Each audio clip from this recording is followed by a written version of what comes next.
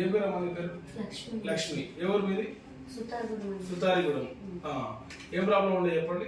Back pain ఇంకా కాలు వచ్చేసి మొత్తం నడుములోకి ఓకే, కాలు గుంజేది నడుములోకి వచ్చేది. టోటల్ ఎన్ని రోజుల నుంచి ఉంది ప్రాబ్లం ఇది? 1 ఇయర్ నుంచి సఫర్ అవుతున్నారు. ఇది సడన్ గా ఎక్కువైందా? పడిపోయినాక ఎక్కువైపోయింది. ఎన్ని రోజుల కింద పడ్డారు? 15 రోజుల కింద పడ్డారు. దాని తర్వాత ఎక్కువైపోయింది. నడుము కాలు బాగా గుంజేయడం స్టార్ట్ అయిపోయింది. అవునా? ఓకే. సో మన దగ్గరకు వచ్చినప్పుడు ఎట్లా ఉండే మీ పరిస్థితి?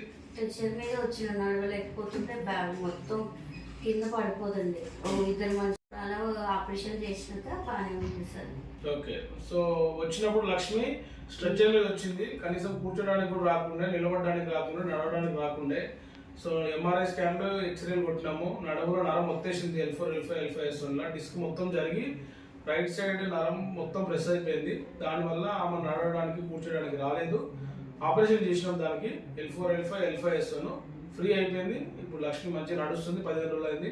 నొప్పి చాలా వరకు నొప్పి తగ్గిపోయింది. హ్యాపీగా ఉంది ఇప్పుడు లక్ష్మి. సో వాళ్ళ అబ్బాయి ఏం పేరు? నీ పేరు? దుర్గాప్రసాద్. చెప్తారు, చెప్పండి సార్. ఇప్పుడు మా మమ్మీకి వీల్ చైర్ వచ్చింది సార్ ఫస్ట్ ఆఫ్ ఆల్.